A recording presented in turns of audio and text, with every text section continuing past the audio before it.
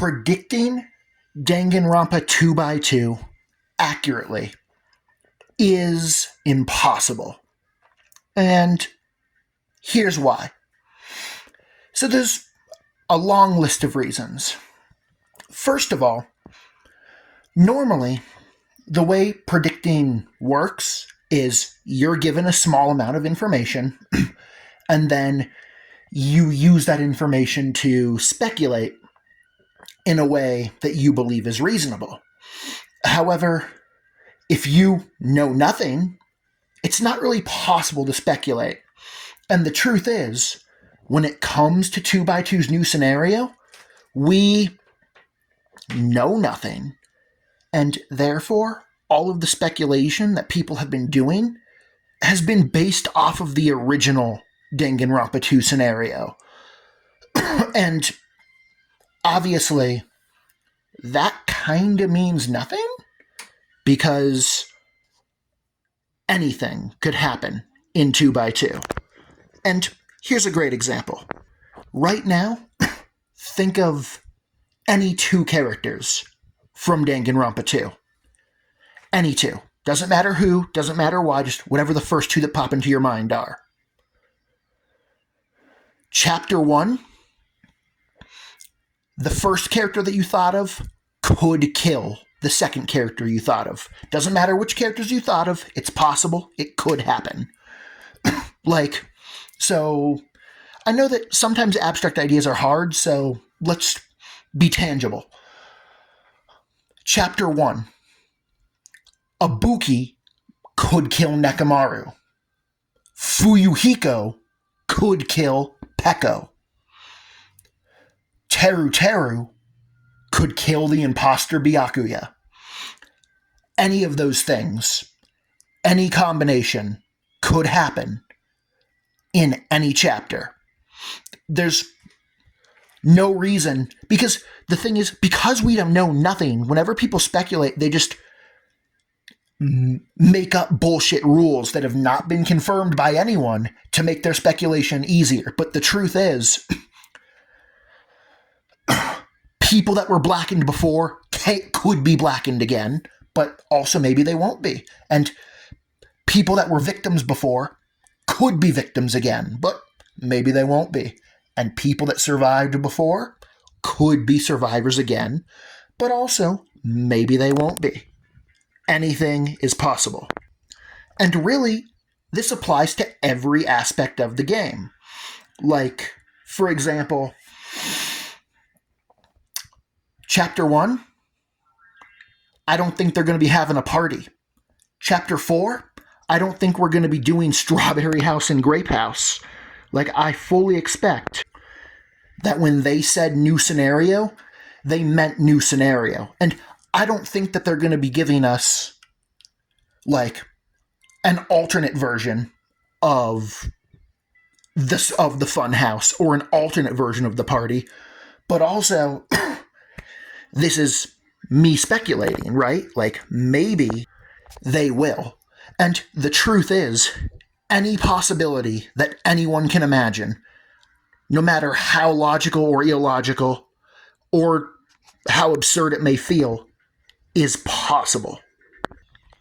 But I also feel like that it's also hard to speculate when that's the way it is, and therefore I totally get why most people are just using the original scenario as a basis for their speculation of 2x2, especially considering that another thing is, at the end of the day, Monokuma makes the rules, and Monokuma also cheats and breaks his own rules in every game.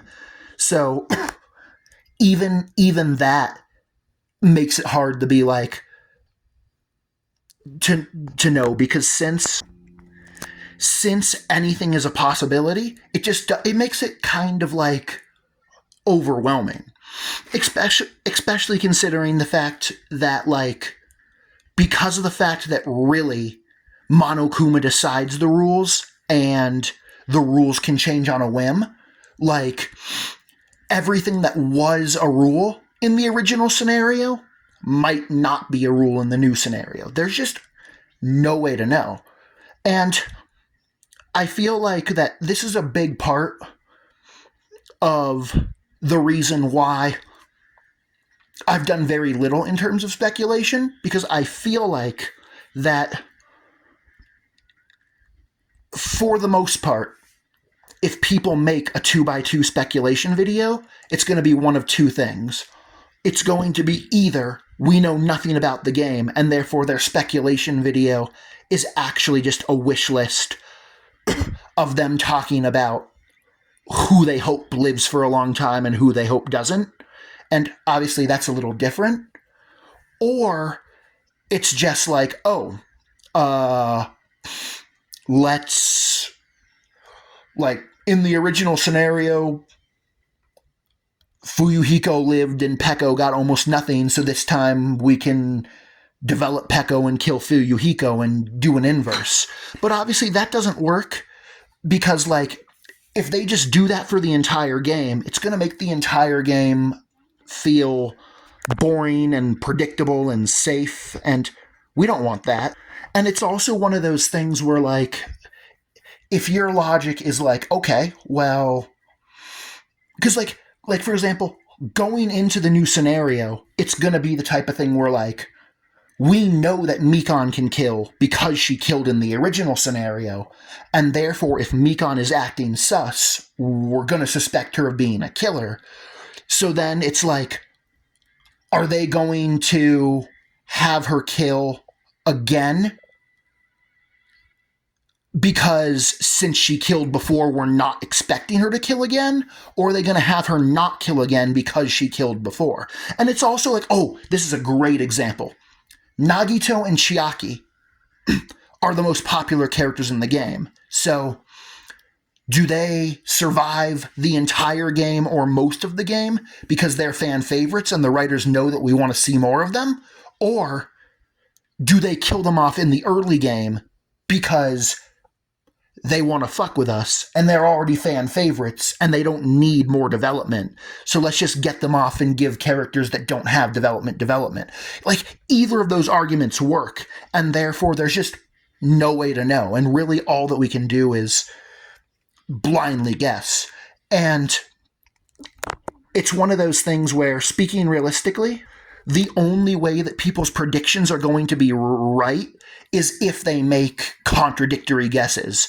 Because it's like, oh, like, because, like, obviously, let's just keep it simple. It's possible that Nagito will die, but it's also possible that Nagito won't die. And therefore, if you predict that he'll live and if you predict that he'll die, well, those are contradictory statements that can't both be true.